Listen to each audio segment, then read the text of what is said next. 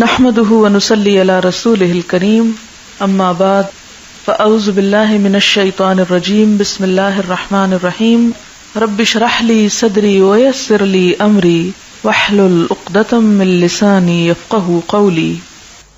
قرآن پاک میں اللہ سبحانہ وتعالی کا ارشاد ہے للہ ملک السماوات والارض يخلق ما يشاء يهب لمن يشاء اناثا ويهب لمن يشاء الذكور او يزوجهم ذكرانا واناثا ويجعل من يشاء اقيما انه عليم قدير۔ اللہ زمین اور آسمانوں کی بادشاہی کا مالک ہے، جو کچھ چاہتا ہے پیدا کرتا ہے، جسے چاہتا ہے لڑکیاں دیتا ہے، جسے چاہتا ہے لڑکے دیتا ہے، جسے چاہتا ہے لڑکے اور لڑکیاں ملا جلا کر دیتا ہے، اور جسے چاہتا ہے بانجھ کر دیتا ہے، یعنی اولاد سے محروم کر دیتا ہے۔ وہ سب کچھ جانتا ہے اور ہر چیز پر قادر ہے۔ سورۃ الشورى کی آیت نمبر 49 اور 50 میں نے آپ کے سامنے پڑھی ہے۔ اس آیت سے پتہ چلتا ہے کہ اولاد کا ملنا انسان کے لیے سراسر اللہ کا انعام ہے، اللہ تعالی کی قدرت ہے، اس کا فیصلہ ہے، جس کو جو چاہے دے اور جس سے چاہے وہ روک لے۔ اولاد انسان کے لیے خوشیوں کا باعث ہوتی ہے، انسان کی آنکھوں کی ٹھنڈک ہوتی ہے، انسان کے بڑھاپے کا سہارا ہوتی ہے، انسان کی تنہائیوں میں، انسان کے غموں میں اس کی غمخوار ہوتی ہے۔ قرآن پاک میں اولاد کی نعمت کو آنکھوں کی ٹھنڈک ہونے کے لیے ایک خوبصورت دعا سکھائی گئی ہے، ربنا ہب لنا من ازواجنا وذریاتنا قرۃ اعین وجعلنا للمتقین اماما۔ اے ہمارے رب، ہمیں اپنی بیویوں اور اپنی اولاد سے آنکھوں کی ٹھنڈک دے اور ہمیں پرہیزگار لوگوں کا امام بنا دے۔ تو گویا اولاد اسی صورت میں ایک نعمت ہے جب اولاد آنکھوں کی ٹھنڈک ہے، انسان کی اطاعت گزار ہے، فرما بردار ہے، والدین کے لیے خوشی کا سبب ہے۔ اولاد نہ صرف یہ کہ اس دنیا میں انسان کے لیے باعث راحت ہے، بلکہ انسان کے مرنے کے بعد بھی اس کی نیکیوں میں اضافے کا سبب ہے۔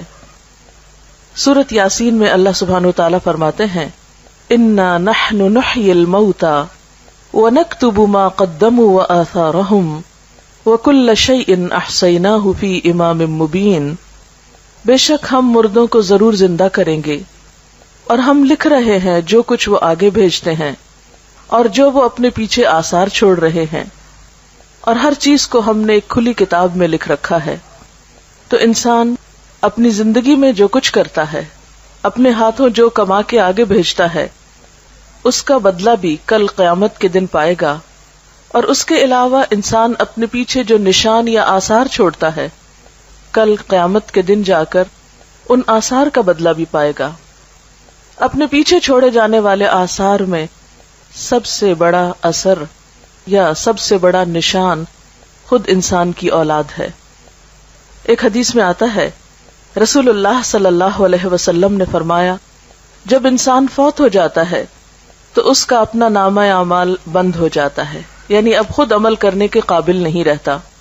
3 چیزیں ایسی ہیں جو اس کے بعد بھی باقی رہتی ہیں، ان میں نمبر 1 نیک اولاد ہے، یعنی انسان خود عمل نہیں کر سکتا، لیکن نیک اولاد جو اچھے کام کرتی ہے وہ مرنے کے بعد بھی والدین کو فائدہ دیتے ہیں، خصوصاً ان کی دعا۔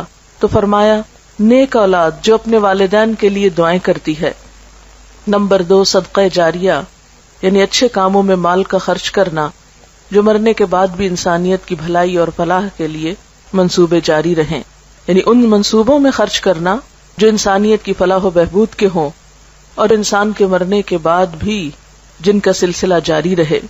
اور نمبر 3 وہ علم جس سے فائدہ اٹھایا جائے، یعنی دوسرے انسانوں کی زندگی میں جو روشنی لائے۔ اللہ سبحانہ وتعالی نے ہم سب کو تاکید کی ہے کہ ہم صرف اپنے آج کے لیے کام نہیں کریں، اپنے کل کے لیے بھی کریں۔ ہم صرف اپنی ذات پر توجہ نہ دیں، اپنی اولاد کو بھی قابل توجہ سمجھیں، ہمارے لیے صرف ہمارے اپنے اعمال ہی نہیں، ہماری اولاد کے اعمال بھی ہمارے حق میں یا خلاف حجت بن سکتے ہیں۔ جہاں اولاد انسان کے لیے نیکیوں میں اضافے کا سبب ہے، وہاں قیامت کے دن بعض اولاد دشمن کا کردار ادا کرے گی۔ اولاد کو قرآن میں دشمن بھی بتایا گیا ہے کہ ان من ازواجکم و اولادکم فتنہ، تمہاری اولاد اور تمہارا مال جو ہے وہ تمہارے لیے فتنہ ہے۔ ان من ازواجکم و اولادکم عدو لکم، تمہاری اولاد اور تمہاری بیویوں میں سے بعض تمہارے دشمن بھی ہو سکتے ہیں۔ حدیث میں آتا ہے کہ قیامت کے دن ایک انسان آئے گا جس نے بہت نیکیاں کی ہوں گی، لیکن اس کو بتایا جائے گا کہ اس کی اولاد اس کی نیکیاں کھا گئی۔ جس طرح دنیا میں انسان کی اولاد کی خامیاں یا بدعمالیاں یا بد کرداریاں والدین کی عزت پر بٹا لگانے والی ہوتی ہیں، اسی طرح قیامت کے دن بھی بعض لوگوں کی اولاد ان کے لیے وبال جان ہوگی۔ تو والدین اور اولاد کا باہم تعلق ایسا ہے جسے آپ ختم نہیں کر سکتے، کاٹ نہیں سکتے۔ یہ خون کا رشتہ ایسا رشتہ ہے کہ جسے اگر بظاہر آپ آنکھ بھی کر دیں تو وہ آپ اپنے سے الگ نہیں کر سکتے، نظروں سے دور کر کے بھی دل سے دور نہیں کر سکتے۔ تو انسان کی خیر اور بھلائی اسی میں ہے کہ وہ اپنی اولاد کو اپنی زندگی کی سب سے بڑی دولت سمجھے، سب سے بڑی نعمت سمجھے، کیونکہ اولاد جیسی نعمت انسان خرید نہیں سکتا، ادھار نہیں لے سکتا، کہیں سے مانگ کے نہیں لا سکتا۔ بسا اوقات لوگ اڈاپٹ کرتے ہیں لیکن اس میں اپنی اولاد جیسی تو بات ہی نہیں ہوتی، وہ جذبات اور وہ احساسات ہی نہیں ہوتے، وہ تعلق بنتا ہی نہیں جو خون کے رشتوں کے ساتھ ہوتا ہے۔ اس لیے اللہ سبحانہ وتعالیٰ فرماتے ہیں وَلْتَنْظُرْ نَفْسٌ مَّا قَدَّمَتْ لِغَدٍ، ہر شخص کو دیکھنا چاہیے کہ اس نے اپنے کل کے لیے کیا کیا ہے، اپنے کل کے لیے کیسے عمل کیے ہیں، یعنی خود اپنے اعمال کی شکل میں بھی اور اپنی اولاد کی شکل میں بھی۔ اگر انسان اپنے پیچھے نیک اولاد چھوڑ کر جاتا ہے تو وہ ہر نماز میں اپنے والدین کے لیے دعا کرتے ہیں۔ نماز کے اختتام پر مشہور دعا جو سب کو آتی ہے، اس کا معنی کیا ہے؟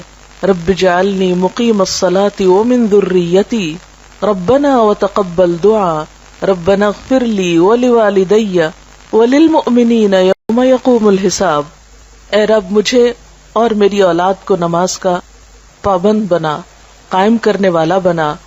اے ہمارے رب دعا قبول فرما، اے ہمارے رب مجھے بخش دے، میرے والدین کو بخش دے اور سارے مومنوں کو بخش دے جب حساب قائم ہو۔ گویا نیک اولاد اپنی ہر نماز میں اپنے والدین کو اپنی دعاؤں میں یاد رکھتی ہے۔ اگر شعوری طور پر یاد کر کے دعا کرنا بھول بھی جائے تو نماز کی پابندی کی صورت میں ہر نماز کے آخر میں زبان سے دعا نکلتی ہی ہے، اس کے بغیر تو نماز مکمل ہی نہیں ہوتی۔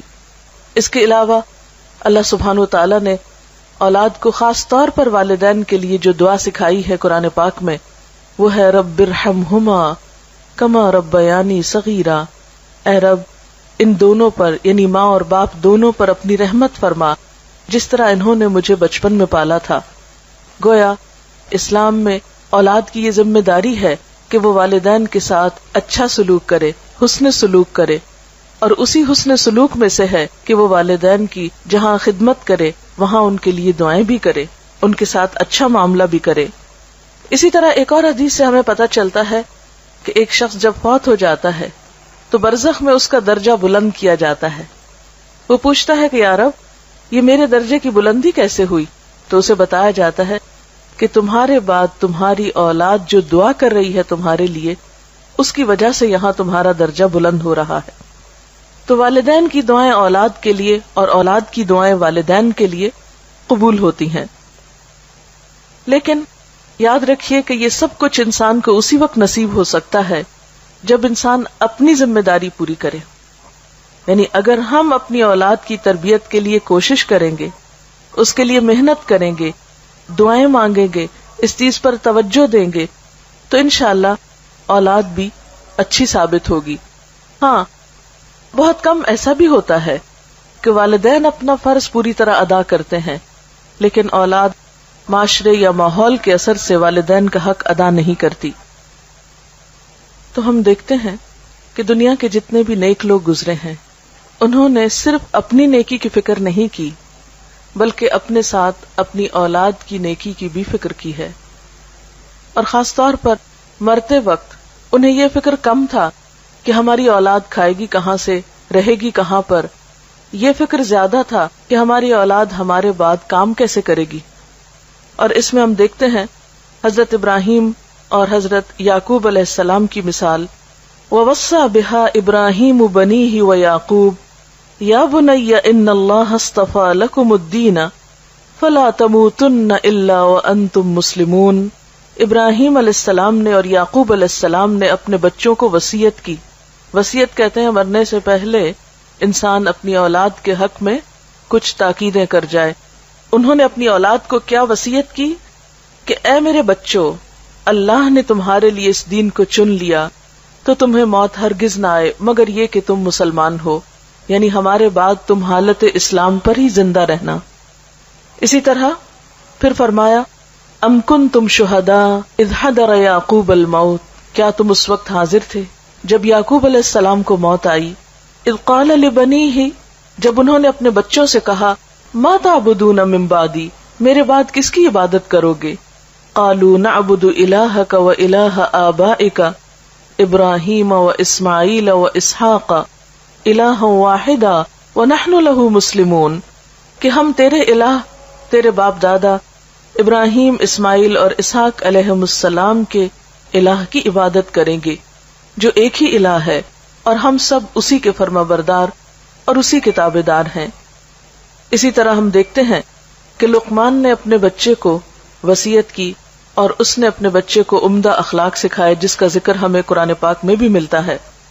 ان کے بارے میں آتا ہے وَلَقَدْ آتَيْنَا لُقْمَانَ الْحِكْمَةَ أَنِ اشْكُرْ لِلَّهِ، اور آگے جا کر وہ اپنے بچے کو بہت ساری نصیحتیں کرتے ہیں جس میں وہ اپنے بچے کی اچھی اخلاقی حالت یعنی عبادات کے ساتھ ساتھ اسے اچھا اخلاق بھی سکھاتے ہیں، جس میں خصوصی طور پر تکبر سے بچنے کے لیے کہتے ہیں اور لوگوں سے اچھی طرح بات کرنے کے لیے کہتے ہیں، اور آواز کی طرف بھی توجہ دلاتے ہیں کہ دیکھو بہت چیخ چلا کے بات نہ کرنا، کیونکہ سب سے ناپسندیدہ آواز گدھے کی آواز ہوتی ہے، لوگوں سے منہ موڑ کے بات نہ کرنا، اور اسی طرح کی اور بہت سی نصیحتیں۔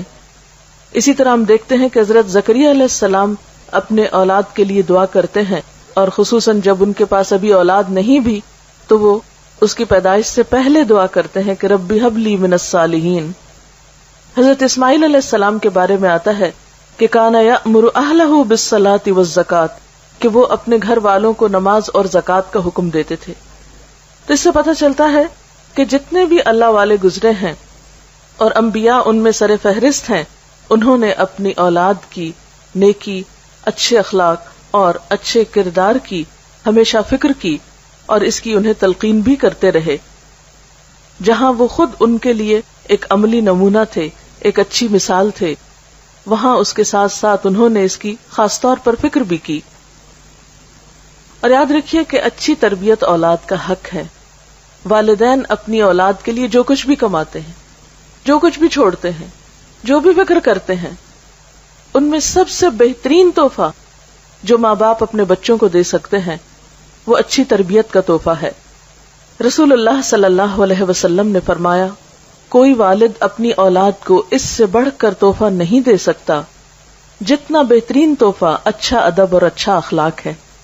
یعنی ماں باپ اولاد کو جو سب سے خوبصورت گفٹ یا بہترین تحفہ دے سکتے ہیں وہ اچھا ادب اور اچھا اخلاق ہے، کیونکہ اولاد کا اچھا سلوک اور اچھا برتاؤ سب سے بڑھ کر والدین ہی کی خوشی کا سبب ہوتا ہے۔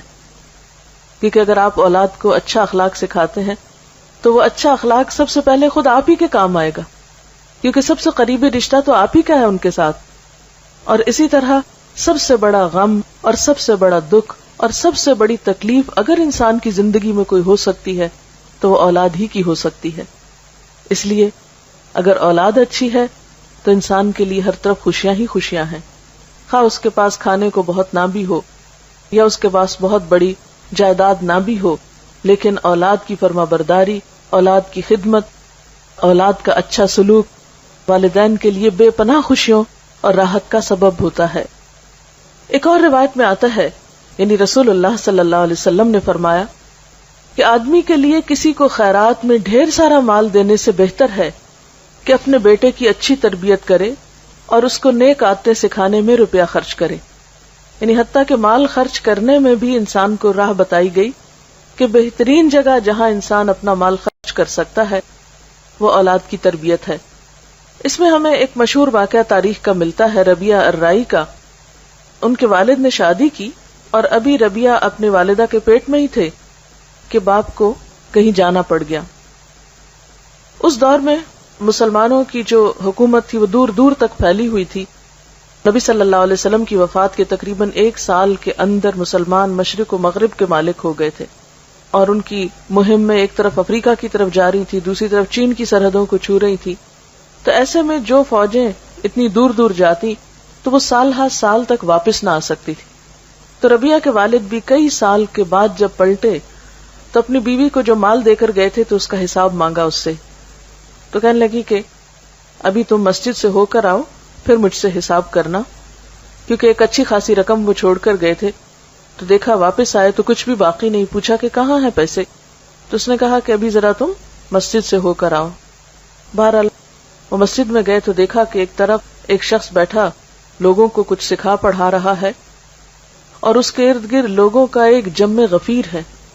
تو بہت حیران ہوئے کہ یہ شخص کون ہے، یہ نوجوان کون ہے کہ جس کی بات میں اتنا اثر ہے اور جس کے ارد گرد اتنے لوگ ہیں۔ تو پتہ چلتا ہے کہ یہ انہی کا بیٹا ہے جس کی تعلیم و تربیت پر، یعنی باپ کے جانے کے پیچھے ماں نے اس کا سارا مال خرچ کیا اور بہترین توجہ دی۔ ماؤں کے اندر یہ جذبہ اور یہ کردار کیسے تھا؟ یعنی بعض اوقات ایسا ہوتا ہے کہ تربیت میں ماں تنہا رہ جاتی ہے، یہ ساری ذمہ داری ماں پر آ جاتی ہے۔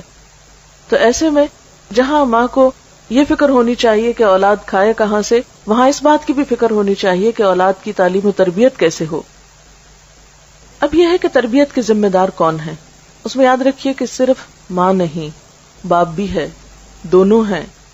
لیکن چونکہ ابتدا میں بچہ ماں کے ساتھ وقت زیادہ گزارتا ہے، اس لیے obviously ماں کی ذمہ داری کچھ زیادہ بنتی ہے۔ ورنہ نبی صلی اللہ علیہ وسلم نے فرمایا کلکم راعٍ وکلکم مسئول عن رعیتہ، تم میں سے ہر شخص نگران ہے، ذمہ دار ہے، رسپانسبل ہے، اور ہر شخص سے اس کی رعایا کے بارے میں، یعنی جو اس کے ماتحت لوگ ہیں، جو اس کے ساتھ ہیں، ان کے بارے میں اس سے سوال کیا جائے گا۔ اور اس میں خصوصاً عورت کو بھی مینشن کیا گیا، وَالْمَرْأَةُ رَاعِيَةٌ فِي بَيْتِ زَوْجِهَا وَمَسْئُولَةٌ عَنْهَا، اور عورت اپنے شوہر کے گھر میں نگران ہے اور اس سے اس کے بارے میں سوال کیا جائے گا۔ اور گھر میں سب سے قیمتی ترین چیز جو ہے وہ عورت کے یا ایک شخص کے بچے ہی ہو سکتے ہیں، یعنی گھر کی قیمتی ترین چیزوں میں سب سے قیمتی چیز انسان کی اولاد ہے۔ اب ہم یہاں یہ دیکھیں گے کہ پھر والدین اپنی اولاد کی تربیت کب شروع کریں اور تربیت کس موقع سے ہونی چاہیے، یعنی کب سے شروع ہونی چاہیے۔ تو بات یہ ہے کہ تربیت دنیا میں آنے سے پہلے سے شروع ہو جانی چاہیے، یعنی اولاد کی کیئر اور اولاد کو اچھے اخلاق اور اچھے کردار سکھانے کے لیے یہ نہیں کہ جب بچے بڑے ہو جائیں اور شروع میں ہم یہ کہتے رہیں کہ ابھی تو بچے چھوٹے ہیں، جب بڑے ہوں گے تو دیکھا جائے گا۔ نہیں، بچپن سے ہی، یعنی ان کی پیدائش سے پہلے ہی اس بات کی فکر کرنی چاہیے۔ اور پیدائش کے وقت تو ہر بچہ معصوم ہوتا ہے، جیسے حدیث میں آتا ہے کہ ہر بچہ فطرت پر پیدا ہوتا ہے، یہ اس کے ماں باپ ہوتے ہیں جو اس کو یہودی یا عیسائی یا کچھ اور بنا دیتے ہیں۔ اب ایک بچہ جو بالکل پاک صاف اور معصوم ہے، ایک صاف کتاب کی طرح ہے، اس کو آپ کیا بناتے ہیں یہ آپ پر ڈیپینڈ کرتا ہے کہ آپ اس کی تربیت کس طرح کرتے ہیں۔ جیسا کہ پہلے میں نے عرض کیا کہ تربیت کا آغاز یا تربیت کی ابتدا جو ہے وہ پیدائش سے پہلے ہونی چاہیے۔ لہذا ہم دیکھیں گے کہ دوران حمل، یعنی ایک بچے کی ولادت سے پہلے ماں کو کیسا کردار ادا کرنا چاہیے۔ اور اس بات کی جو تحقیق ہے کہ ولادت سے پہلے ہی بچے کے اوپر ماں کے جذبات اور احساسات اور اس کے رویے کے اثرات پڑنا شروع ہو جاتے ہیں. یہ معروف بات ہے اور ایک ثابت شدہ حقیقت ہے. ایک بزرگ کے پاس کوئی خاتون گئی یہ پوچھنے کے لیے کہ میں اپنے بچے کی تربیت کیسے کروں. تو انہوں نے پوچھا کہ بچے کی عمر کیا ہے. تو جب عورت نے بتایا تو کہا کہ تربیت کی عمر تو گزر چکی، اس لیے کہ تربیت تو پیدائش سے پہلے شروع ہوتی ہے. کیونکہ بعض جگہوں پر آتا ہے کہ 3 سال میں بچے کی ابتدائی شخصیت مکمل ہو جاتی ہے، بعض جگہوں پر 5 سال کا ذکر آتا ہے، بعض 7 سال کہتے ہیں. یعنی بچہ اپنی عمر کے ابتدائی حصے میں جو کچھ جذب کر جاتا ہے وہ بعد کی زندگی میں اتنا نہیں کرتا. اگر یہ نہیں کہ وہ وقت ختم ہو جاتا ہے، بڑے ہو کر تربیت ہو نہیں سکتی، لیکن اہم ترین وقت جو ہے وہ پیدائش سے پہلے اور پیدائش سے بعد کا ہے. پیدائش سے پہلے یا دوران حمل جو ہے اس میں ماں کے جو بھی احساسات اور جذبات ہوتے ہیں وہ بچے پر براہ راست اثر انداز ہوتے ہیں، کیونکہ بچہ اپنی غذا لینے میں، اپنے تمام چیزوں میں مکمل طور پر ماں پر انحصار کر رہا ہوتا ہے. جب ماں کے خون سے وہ غذا لے رہا ہوتا ہے اور خون انسان کے سارے جسم میں گردش کرتا ہے، تو جو انسان کے سوچیں ہوتی ہیں یا غم یا غصہ یا خوشی یا اطمینان یا پریشانی کی جو بھی کیفیت ہوتی ہے وہ اس خون کے ساتھ بچے تک بھی منتقل ہو رہی ہوتی. اسی طرح جب بچے کی نشو و نما ایک خاص حد تک پہنچ جاتی ہے اور وہ سننے لگتا ہے، حتیٰ کہ یہاں تک کہا جاتا ہے کہ بیرونی آوازیں تک اس کو پہنچتی ہیں اور وہ ان آوازوں اور بیرونی ماحول کے اثرات بھی قبول کر رہا ہوتا ہے. اور اس کا باقاعدہ تجربہ کیا گیا کہ بچوں کو مختلف آوازیں سنائی گئی پریگنینسی کے دوران، اور پیدائش کے بعد بچے ان آوازوں سے مانوس تھے، لہٰذا جب وہ روتے تو ان کو وہی مخصوص آواز سنائی جاتی تو خاموش ہو جاتے، جیسے کسی خاص میوزک کی آواز یا کسی خاص ماحول کی جو اثرات ہیں. تو بچہ اگرچہ ابتدا میں بول نہیں سکتا، کچھ کر نہیں سکتا، صرف رو کر ہی اپنے سارے جذبات کا اظہار کرتا ہے، لیکن وہ بہت کچھ اس حال میں بھی سیکھ رہا ہوتا ہے، جذب کر رہا ہوتا ہے. اس میں سب سے پہلی اور بنیادی چیز جو ہے وہ نیک اولاد کی دعا ہے. یعنی پیدائش سے پہلے کثرت سے اولاد کی نیکی اور اچھے اخلاق کی دعائیں مانگنی چاہیے. یہ دعائیں ہمیں قرآن پاک سے ملتی ہیں. مثلا رب ہب لی من الصالحین، اے اللہ مجھے نیک اولاد عطا کر. رب ہب لی من لدنک ذریۃ طیبہ، اے اللہ مجھے اپنے پاس سے پاکیزہ اولاد عطا کر. اسی طرح ربنا ہب لنا من ازواجنا وذریاتنا قرۃ اعین، اے اللہ ہمیں ہمارے شوہر مانگے تو بیوی کے لیے، ہمیں ہماری بیویوں اور ہماری اولادوں میں سے آنکھوں کی ٹھنڈک عطا کر. یہ دعائیں انسان کو ڈیورنگ پریگنینسی کثرت کے ساتھ پڑھنی چاہیے، خصوصاً نمازوں کے بعد. ایسا نہیں کہ کوئی خاص مخصوص وظیفہ ہے کہ کسی ایک کونے میں بیٹھ کے آپ روز 1000 تسبیح پڑھ لیں اور اس کے بعد جو چاہیں کریں. نہیں، اس کو ریگولرلی اپنی نمازوں کا حصہ بنا لیں اور جب تک ولادت ہو نہیں جاتی اس وقت تک یہ دعا پڑھتے رہیں. پھر اسی طرح دوران حمل کثرت کے ساتھ ذکر کرنا، اچھے پازیٹو خیالات رکھنا. پھر اسی طرح یہ ہے کہ دوران ولادت انسان جب دعا کرے تو اس میں خاص طور پر حضرت مریم علیہ السلام کی والدہ نے جو دعا پڑھی تھی اس دعا کو بھی آپ پڑھ سکتے ہیں. قرآن پاک میں اس کے بارے میں آتا ہے انی اعیذھا بک وذریتھا من الشیطان الرجیم، کہ میں تجھے اور تیری اولاد کو شیطان مردود سے اللہ کی پناہ میں دیتی ہوں. آپ صلی اللہ علیہ وسلم نے فرمایا ہر بچے کو پیدا ہوتے ہی شیطان ٹھوکا لگاتا ہے سوائے مریم کے اور عیسیٰ ابن مریم کے، کیونکہ حضرت مریم کی والدہ نے یہ دعا کی تھی کہ اللہ میری اولاد کو اور پھر آگے اس کی اولاد کو شیطان سے محفوظ رکھنا. تو دعاؤں میں خاص دعا یہ بھی کر سکتے ہیں کہ اللہ تعالی ہماری اولاد کو شیطان سے بچا کر رکھے. پھر اسی طرح دوران پیدائش انسان آیت الکرسی پڑھ سکتا ہے، اللہ کا ذکر کر سکتا ہے.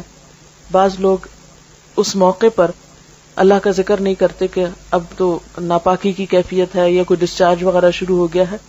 نہیں، ذکر کرنے سے کوئی بھی چیز آپ کو نہیں روکتی.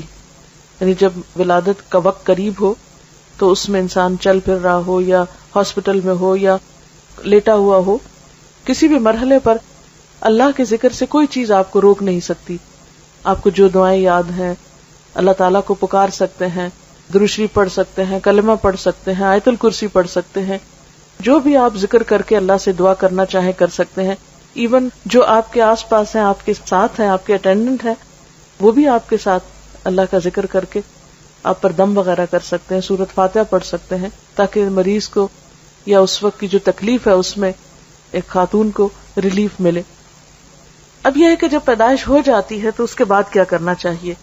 سب سے پہلے بچے کی پیدائش پر خوشی کا اظہار کر کے اور پھر دعا بھی دینی چاہیے. ایک دعا جو ہمیں سکھائی گئی وہ ہے بارک اللہ لک فی الموہوب لک وشکرت الواہب وبلغ اشدہ ورزقت برہ. کیا معنی اس دعا کا؟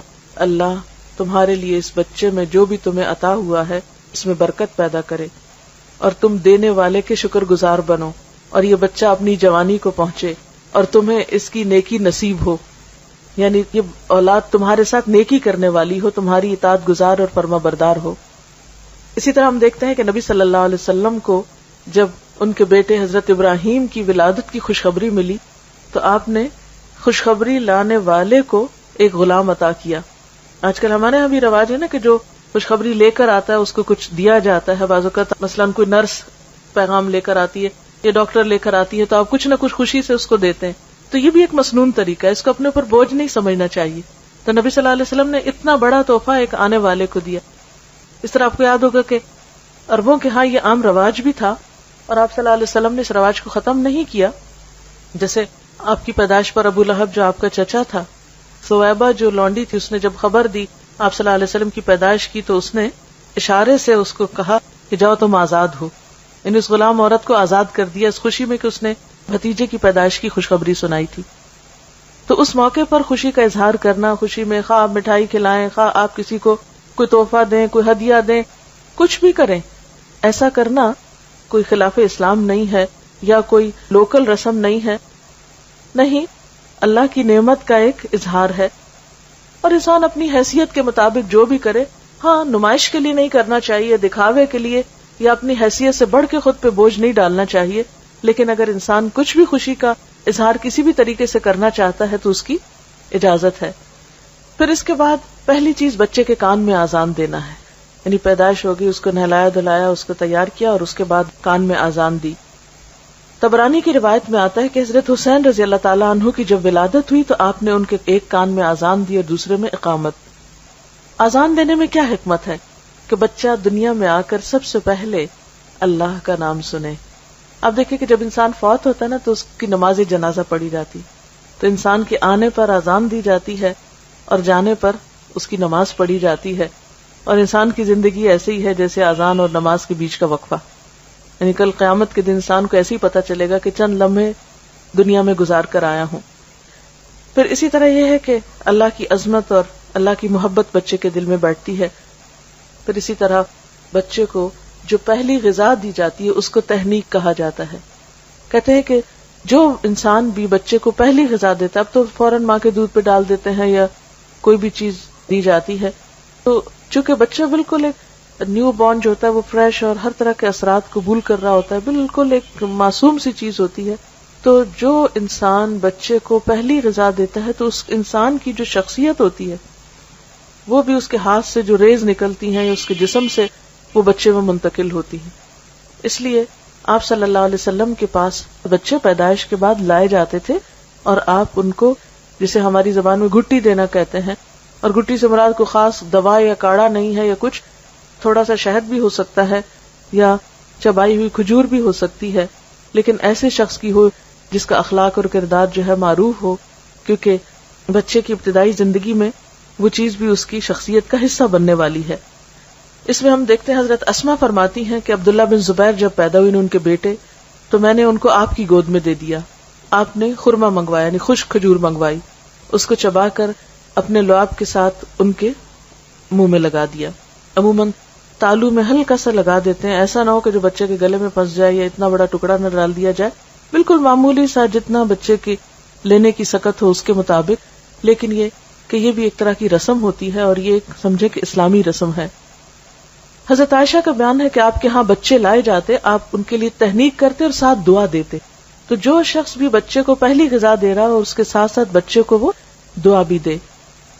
امام احمد بن حنبل کے ہاں بچے کی پیدائش ہوئی تو انہوں نے ایک نیک خاتون کے پاس اپنے بچے کو بھیجا جن کا نام ام علی تھا، اور ان سے اپنے بچے کی تحنیک کروائی. اسے بھی پتہ چلتا ہے کہ مرد کے علاوہ عورت بھی یہ کر سکتی ہے، یعنی یہ صرف مرد ہی نہیں کہ کوئی بہت بزرگ ہوں یا اللہ والے ہوں، گھر میں کوئی خاتون بھی ہو سکتی ہیں کوئی اچھے اخلاق اور کردار کی کہ جس کا آپ چاہیں کہ بچے کے اندر اس کی شخصیت کا بھی اثر جائے. پھر اس کے بعد یہ ہے کہ بچے کو دودھ پلانا بچے کا حق ہے، یعنی پہلی غذا کے بعد آپ اس کو نارملی سک کروا سکتے ہیں، خواہ دودھ نہ بھی ہو جو کچھ بھی ہو اس میں، لیکن بچے کی ماں کے ساتھ ایک اٹیچمنٹ ہوتی ہے. 9 مہینے وہ ماں کے پیٹ میں رہا ہے، بالکل ایک دم سے ہٹا کے اس کو فیڈرز پہ ڈال دینا بچے کے ساتھ بہت بڑی زیادتی ہے اور ایک جذباتی دھچکا بھی ہے. لہذا ماں کو چاہیے کہ وہ اس کو دودھ بھی پلائے. قرآن پاک میں اللہ تعالیٰ کا حکم ہے والوالدات یرضعن اولادہن حولین کاملین، مائیں اپنے بچوں کو 2 پورے سال دودھ پلائیں. یہ اس کے لیے حکم ہے لمن اراد ان یتم الرضاع، کہ جو بچے کے دودھ پلانے کا ارادہ رکھتا ہو. ہاں عربوں میں رواج یہ تھا کہ بعض اوقات خود نہیں مائیں دودھ پلاتی تھی، دایا کو دے دیا جاتا، جو شہر سے باہر بادیہ میں عورتیں بچوں کو لے جاتی. مخصوص قبیلے ہوتے تھے جو بچوں کو پالا کرتے تھے، جن کی عورتیں خود صحت مند تھی، تو ان صحت مند عورتوں سے بچوں کو دودھ پلوایا جاتا اور بچے کی نشو و نما ایک کھلی آب و ہوا میں کی جاتی. وہ ان کا ایک کلچر تھا. ہمارے لیے ضروری نہیں کہ ہم بھی ایسے ہی کوئی طریقہ اختیار کریں، لیکن بہرحال رضاعت جو ہے یا دودھ کا پلانا جو ہے یہ بچے کا حق ہے. اور اس میں ہم دیکھتے ہیں کہ اس میں بہت سے اس کے طبی فائدے بھی بتائے جاتے ہیں، ماں کے لیے بھی فائدہ مند، بچے کے لیے. لیکن سب سے بڑی بات یہ ہے کہ بچے اور ماں کا ایک قلبی تعلق اور ایک ریلیشن شپ ڈیولپ ہوتا ہے، ایک قربت آتی ہے، ایک انڈرسٹینڈنگ ڈیولپ ہوتی ہے. یعنی ماں جب دودھ پلا رہی ہوتی ہے، وہ آدھا گھنٹہ پلا رہی ہے جتنی دیر، تو وہ ایک کلوزنس کا بھی احساس ہوتا ہے. اور پھر دوبارہ ماں کے سینے میں جو خیالات ہیں، افکار ہیں، اچھی پازیٹو سوچیں ہیں، وہ بھی دودھ کے ساتھ وہ بچے کے اندر ایک طرح سے منتقل کر رہی ہوتی ہے. کیونکہ انسان کی شخصیت پر، انسان کے اخلاق پر اس کا کھانا پینا بھی اثر انداز ہوتا ہے. مختلف قوموں کی جو عادات اور اخلاق اور کردار ہیں ان کے بارے میں بھی کہا جاتا ہے کہ ان کی غذا کا ان پر اثر ہے. تو اگر بچہ ماں کا دودھ لے رہا ہے تو ظاہر ہے کہ پھر ماں کے اثرات اس پر ہوں گے. اور پھر جانوروں میں بھی اگر آپ دیکھیں، اونٹ کے بچے کو اونٹنی کا ہی دودھ دیا جاتا ہے. اسی طرح گائے، بھینس اور باقی جانور بھی دوسروں کا دودھ لا کے نہیں پلایا جاتا. تو اسی طرح انسان کے بچے کو گائے بھینس کا دودھ پلانے سے پہلے جب تک ماں کا دودھ ہے تو ماں کا ہی دودھ پلایا جانا چاہیے. پھر اسی طرح بچے کا اچھا نام رکھنا چاہیے، کیونکہ قیامت کے دن انسان کے نام سے پکارا جائے گا تو اچھا نام جو ہے وہ ضروری ہے. مثلاً ہم دیکھتے ہیں کہ حضرت زکریا علیہ السلام کو اللہ تعالیٰ نے جب اولاد کی خوشخبری دی تو ساتھ ہی بچے کا نام بھی بتایا اور فرمایا کہ ہم نے ایسا نام کسی اور کا نہیں رکھا، یہ دنیا میں ایک انوکھا نام ہے. یعنی اچھے نام میں معنی بھی اچھا ہو، اور اگر وہ ایک نیا نام ہو تو بھی اس میں کوئی قباحت نہیں، کیونکہ اللہ تعالیٰ نے حضرت یحییٰ علیہ السلام کا جب نام رکھا تو فرمایا ہم نے اس سے پہلے یہ نام کسی کو نہیں دیا. آپ صلی اللہ علیہ وسلم نے فرمایا قیامت کے روز تمہیں اپنے ناموں سے پکارا جائے گا، اس لیے اچھے نام رکھا کرو. اور حدیث میں آتا ہے اللہ کو تمہارے ناموں میں سے عبداللہ اور عبد الرحمن سب سے زیادہ پسند ہیں. اور آپ نے یہ بھی فرمایا کہ انبیاء کے ناموں پر نام رکھو. پھر اسی طرح بچے کے سر کے بال منڈوانا یہ 7ویں دن کیا جاتا ہے، اور اسلامی اعتبار سے یہ ایک پسندیدہ کام ہے. عربوں کے ہاں یہ ایک طریقہ جاری تھا جسے اسلام میں بھی جاری رکھا گیا، اور حضرت حسن اور حسین رضی اللہ تعالیٰ عنہما کے سر منڈوانے کا آپ نے حکم دیا. اور پھر بالوں کے وزن کے برابر چاندی بھی صدقہ کی، یعنی ساتھ ہی بچے کا صدقہ بھی نکالا جائے. اور اطباء یہ کہتے ہیں کہ جب بچے کے سر کے بال مونڈے جاتے ہیں تو سر کی جو سرکولیشن ہے وہ تیز ہوتی ہے، اور اس کے جو سینسز ہیں وہ پراپرلی فنکشن کرتے ہیں. اس لیے بعضوں کا سننے میں آتا ہے کہ نہیں اتنے چھوٹے بچے کے بال نہیں کٹوانے چاہیے، لیکن اسلامی طریقہ بھی ہے اور یقیناً اس میں بہت سے فوائد بھی ہیں. پھر اسی طرح عقیقے کا حکم بھی دیا گیا ہے.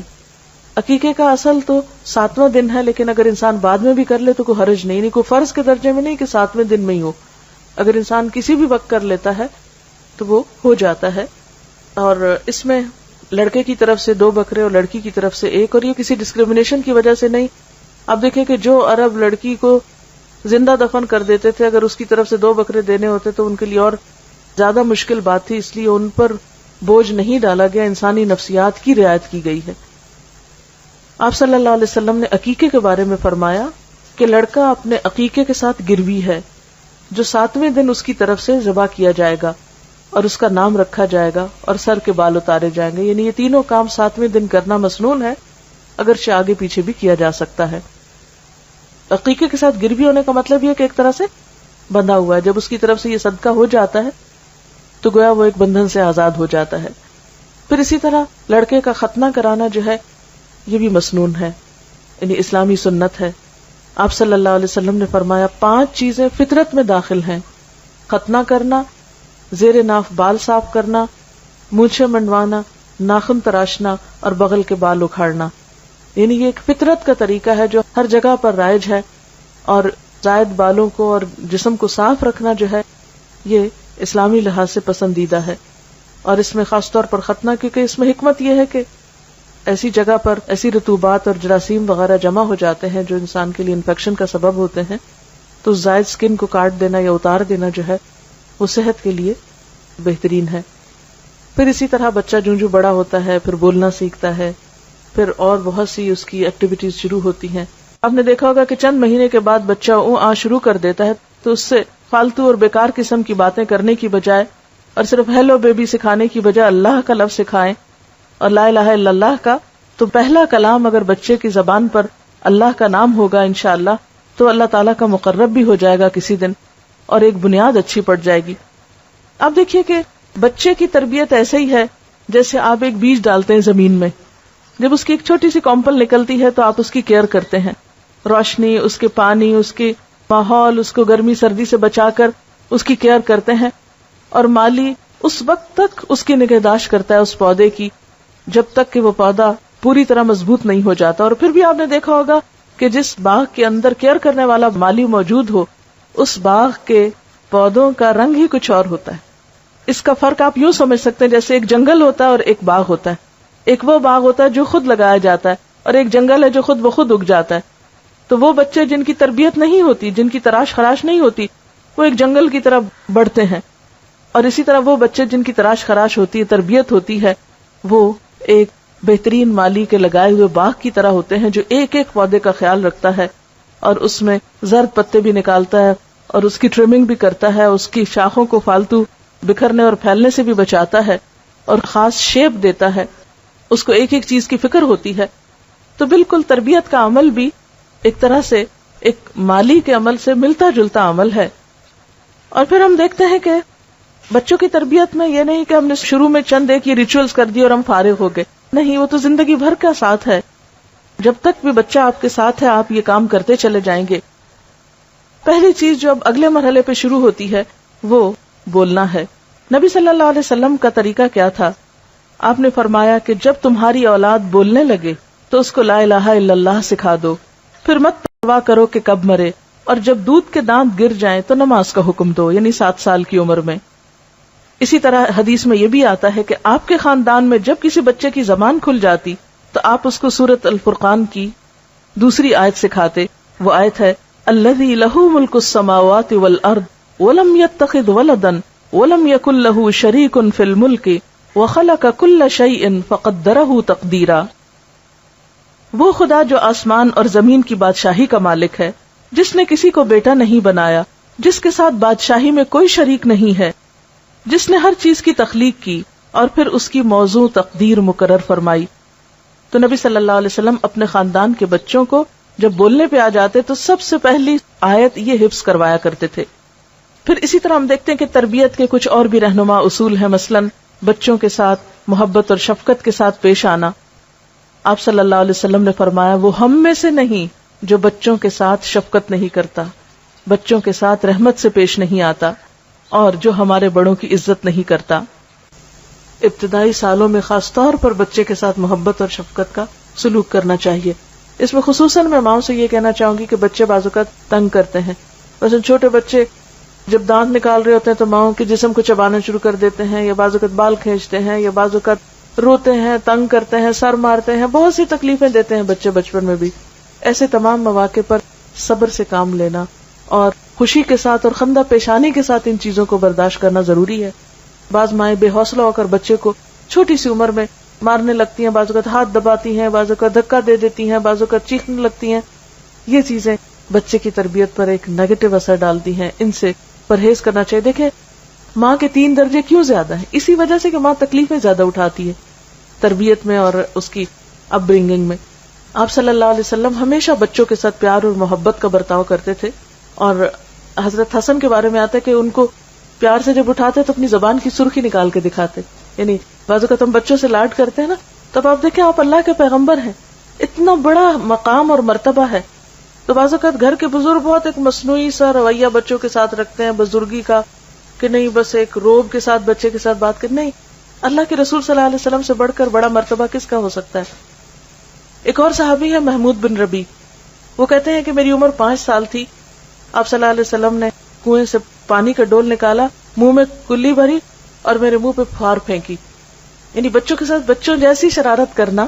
پھر آپ صلی اللہ علیہ وسلم آگے بڑھ کے خود سلام کیا کرتے تھے، اٹھا لیا کرتے تھے اور ہر لحاظ سے خیال رکھتے. اس میں ہم دیکھتے ہیں کہ پھر اسی طرح جابر بن سمرہ اپنے بچپن کا واقعہ بیان کرتے ہیں کہ انہوں نے آپ کے پیچھے نماز پڑھی اور اس کے بعد آپ اپنے گھر کی طرف چل پڑے. کہتے میں بھی ساتھ ہو لیا، میرے ساتھ اور بچے بھی تھے، آپ نے سب بچوں کو پیار کیا، مجھے بھی پیار کیا. یعنی بچوں کو یاد تھا کہ ہمیں آپ صلی اللہ علیہ وسلم نے کس کس موقع پر پیار کیا. پھر اسی طرح آپ کا معمول تھا جب آپ سفر سے تشریف لاتے تھے تو جو مدینہ میں اونٹنی داخل ہوتے سب بچوں کو اوپر بٹھانا شروع کر دیتے تھے. تو یعنی جیسے ایسا ہوتا نا کہ باپ گھر میں آ رہے ہیں یا کوئی بزرگ آ رہا ہے تو بچے سارے اکٹھے ہو جاتے ہیں، کوئی کندھوں پہ چڑھنے لگتا ہے، کوئی لپٹنے لگتا ہے. تو ایسے میں بچوں کو ان کی شوخیاں کرنے دینا چاہیے. آپ صلی اللہ علیہ وسلم ان کو اپنی سواری پر سوار کرنا شروع کر دیتے تھے، خواہ وہ کسی کے بھی بچے ہوتے تھے، محبت کے ساتھ اور شفقت کے ساتھ. پھر اسی طرح آپ صرف مسلمان بچوں کے ساتھ نہیں، بغیر کسی مذہب کی تفریق کے ہر ایک کے بچوں کے ساتھ اچھا سلوک کرتے تھے. ہجرت کے موقع پر جب آپ کا مدینہ میں داخلہ ہو رہا تھا تو چھوٹی بچیاں جو تھیں وہ آپ کے استقبال کے لیے کھڑی تھیں اور انہوں نے آپ کے لیے گیت گائے تھے، اور آپ نے ان سے پوچھا کہ تم یہ کیوں کر رہی ہو؟ تو انہوں نے کہا کہ اللہ کے رسول صلی اللہ علیہ وسلم ہم آپ سے محبت کرتے. تو آپ نے فرمایا میں بھی تم سے پیار کرتا ہوں. یعنی عام طور پہ ہم بچوں کو اگنور کر دیتے، نہیں، ان کے ساتھ پیار محبت کی بات کرنا یا ان کا حال پوچھ لینا یہ انسان کی شان میں کمی نہیں کرتا. اور سب سے بہترین چیز بچوں کو پھر اچھا اخلاق سکھانا ہے، اور خاص طور پر چاہے لڑکا ہو یا لڑکی ہو ان میں فرق نہ کریں. آپ نے فرمایا خاص طور پر کچھ دینے کے معاملے میں بچوں میں فرق نہ کرو، اس سے ان کی شخصیت پر منفی اثرات پڑتے ہیں. اور خصوصاً ابتدائی زندگی میں پہلے 7 سال تو زیادہ سے زیادہ شفقت اور محبت ہی کا سلوک کرنا چاہیے. اقرا بن حابس کے بارے میں آتا ہے کہ وہ آپ صلی اللہ علیہ وسلم کے پاس آئے اور آپ اس وقت حضرت حسن کو گود میں بٹھا کر پیار کر رہے تھے. تو اقرا کو دیکھ کر بہت تعجب ہوا، بولے اے اللہ کے رسول صلی اللہ علیہ وسلم آپ بھی بچوں کو پیار کرتے ہیں؟ کیونکہ ان کے ہاں کیا تھا کہ جو شخص جتنا روب والا ہو وہ بچوں کو بس صرف ٹیڑھی آنکھ سے ہی دیکھے اور ڈرائے رکھے اور اٹھائے نہیں. بچوں کو اٹھانا شاید کوئی کمزوری کی علامت ہے.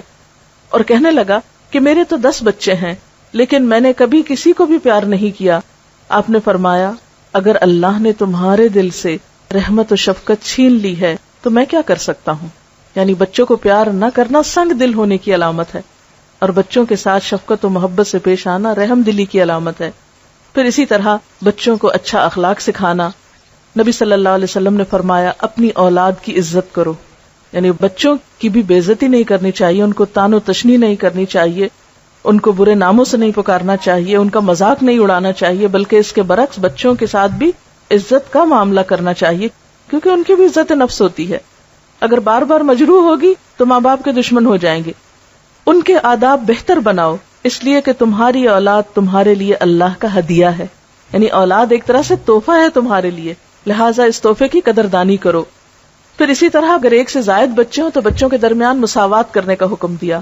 آپ صلی اللہ علیہ وسلم نے فرمایا سووا بین اولادکم فی العطیہ لو کنت مفضلا احدا لفضلت النساء. تم بچوں کو کچھ دینے میں برابری کرو، اگر میں کسی کو زیادہ دے سکتا تو بیٹیوں کو زیادہ دیتا. لیکن یہ ہے کہ بیٹے ہوں یا بیٹیاں جب بھی ان کے لیے کچھ خریدیں یا جب بھی ان کو کچھ دینے لگیں تو سب کے ساتھ برابری کریں.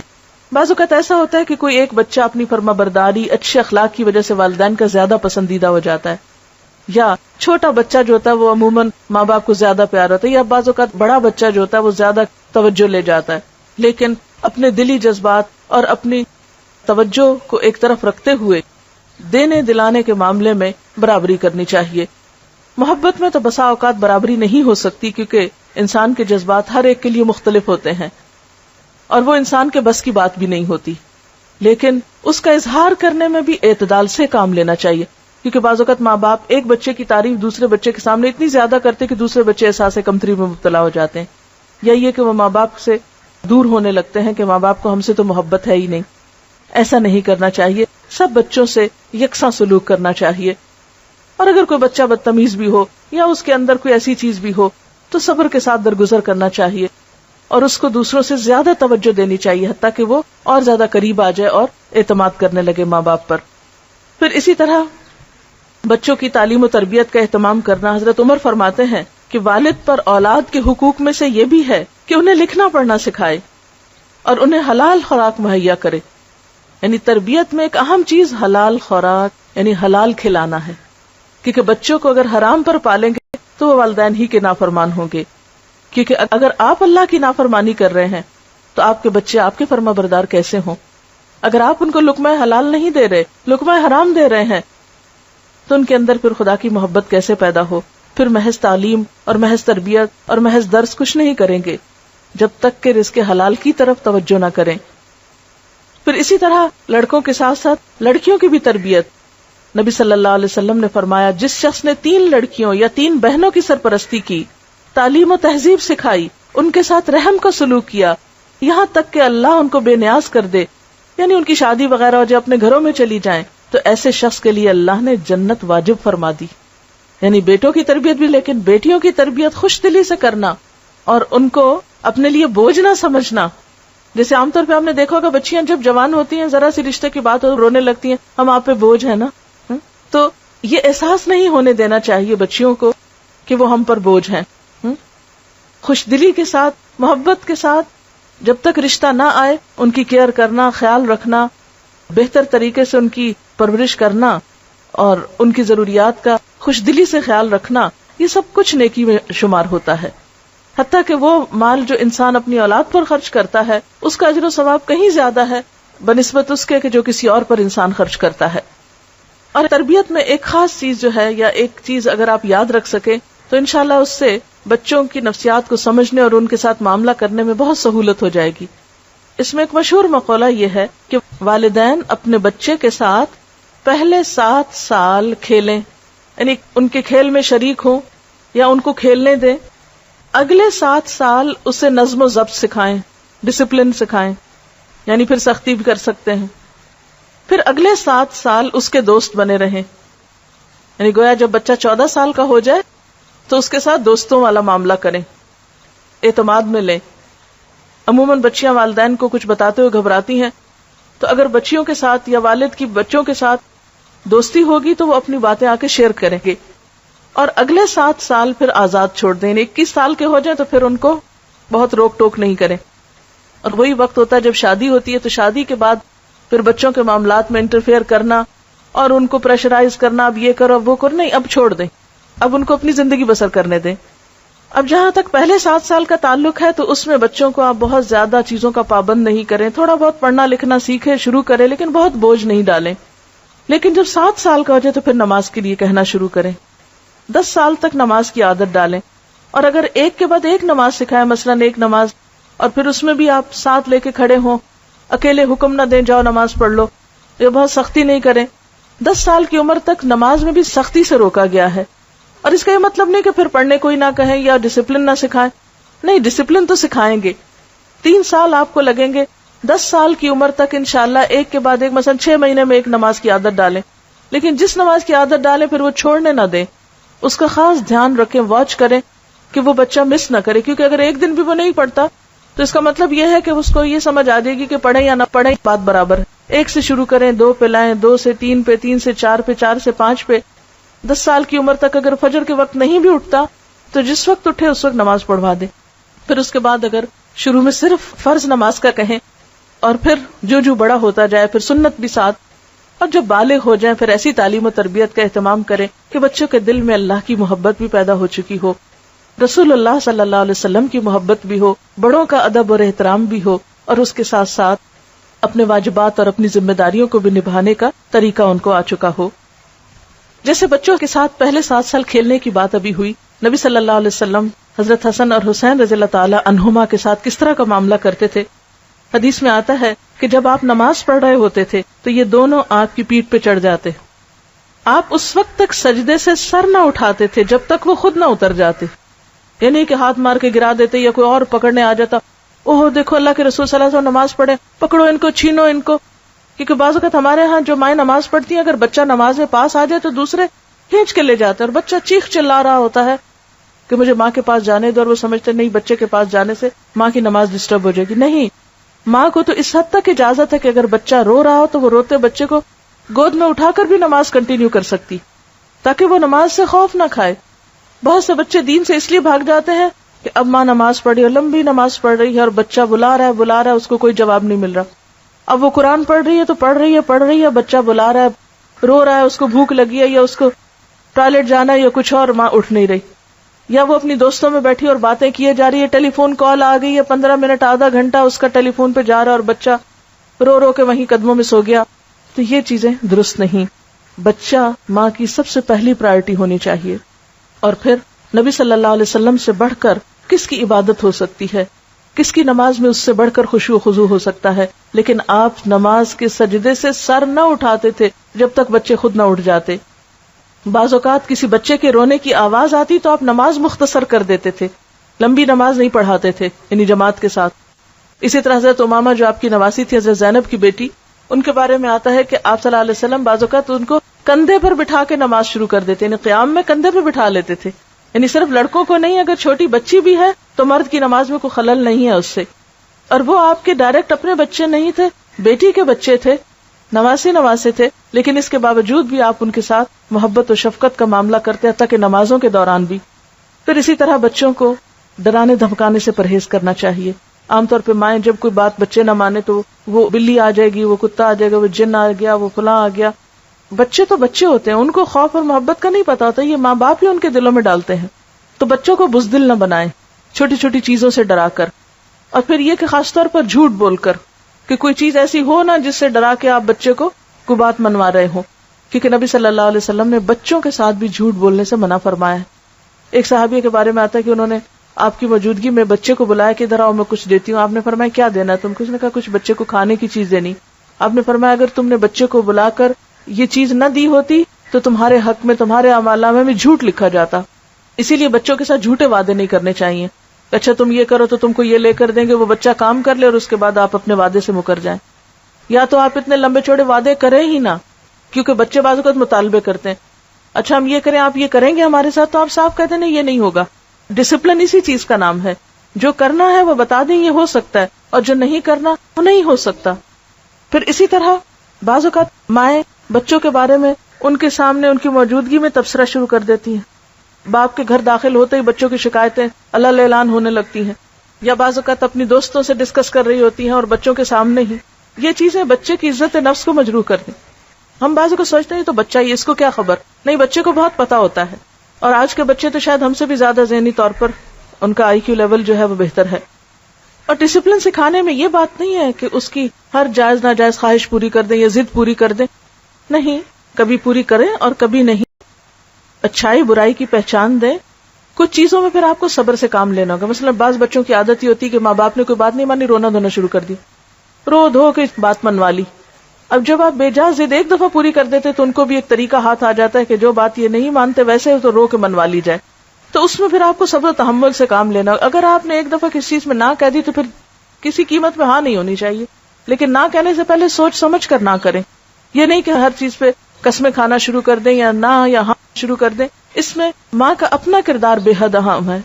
تو ہمیں تربیت میں صرف جذباتیت سے کام نہیں لینا، بہت سوچ سمجھ کے ساتھ، اور اس موضوع پر مختلف چیزوں کا مطالعہ کرتے رہنا، پڑھتے رہنا، لوگوں سے مشورہ کرتے رہنا، تربیت کا طریقہ سیکھنا۔ عربی کا ایک محاورہ ہے کہ جس کے پاس خود کچھ نہیں وہ کسی دوسرے کو کچھ نہیں دے سکتا. یعنی مثلا اگر میرے پاس پانی نہیں، میرا گلاس خالی ہے، تو میں کسی کو پانی کیا پلا سکتی ہوں؟ اگر میرا ظرف خالی ہے، میرا سینہ خود اللہ کی محبت سے خالی ہے، میری عقل خود دین کے علم سے آری ہے، اللہ کی محبت اور دین کا علم کہاں سے سکھا سکتی ہوں؟ اس لیے ماں کا پڑھا لکھا ہونا، ماں کو مسلسل سیکھتے رہنے کی ضرورت ہوتی ہے. یعنی کہ ایک پڑھی لکھی ماں جو ہے ایک پڑھی لکھی جنریشن لائے گی. اس لیے بچیوں کی تعلیم جو ہے وہ تو لڑکوں سے بھی زیادہ اہم ہے. لیکن آج ہم تعلیم کا مطلب سمجھتے ہیں کہ کچھ پڑھ لکھ کر انسان کو نوکری کر لے، کچھ کمائی کر لے. نہیں، اس کے لیے تو ہنر ہوتا ہے. اسلام میں تعلیم و تربیت انسان کو انسان بنانے کے لیے ہوتی ہے، انسان کی عقل اور روح اور جذبات کی بہترین نشو و نما کے لیے ہوتی ہے. پھر اسی طرح بعض اوقات بچے کو مارنے کی ضرورت بھی پڑتی ہے. اگرچہ 10 سال کی عمر میں مارنے کی اجازت ہے، لیکن اس کی بھی کچھ شرائط ہیں. ایک تو یہ کہ شدید غصے کی حالت میں نہیں مارنا چاہیے. پھر اسی طرح 10 سال کی عمر سے پہلے نہ مارا جائے. پھر اسی طرح چہرے اور سینے اور پیٹ پہ نہیں مارنا چاہیے. پھر اسی طرح 3 ضربوں سے زائد نہیں لگانی چاہیے. ایسی ضرب نہیں جس سے نشان پڑ جائے بچے پہ. اور اگر کبھی ایسی ضرورت پڑے تو تنہائی میں بچے کے ساتھ آپ ایک آدھ لگا سکتے ہیں. لیکن لوگوں کے بیچ میں بیٹھے بیٹھے ادھر سے دھپ مارا، ادھر سے ہاتھ مروڑے، ادھر سے کان کھینچے، ادھر سے بال کھینچے، ادھر سے دھکا دے دیا، یہ سب بہت ہی زیادتی کی باتیں ہیں. یہ تربیت کے لیے سخت نقصان دہ ہیں، کیونکہ جس کی آپ عزت نہیں کر رہے اس کی آپ تربیت کر ہی نہیں سکتے. تربیت کرنے کے لیے بھی دوسرے کو اعتماد میں لینا اور اس کو عزت دینا بے حد ضروری ہے. اور اس میں صرف ڈانٹ ڈپٹ یا صرف اصول قاعدے ہی نہیں چلیں گے، اس میں سٹوری ٹیلنگ جو بے حد اہم ہے. انبیاء علیہ السلام کے قصوں سے شروع کریں، صحابہ کرام کے قصے سنائیں، اور دنیا کے بڑے بڑے انسانوں کے قصے جنہوں نے دنیا میں کچھ بڑے بڑے کام کیے، تاکہ بچوں کے سامنے اچھے رول ماڈلز آئیں، ان کو بھی محنت کا شوق پیدا ہو.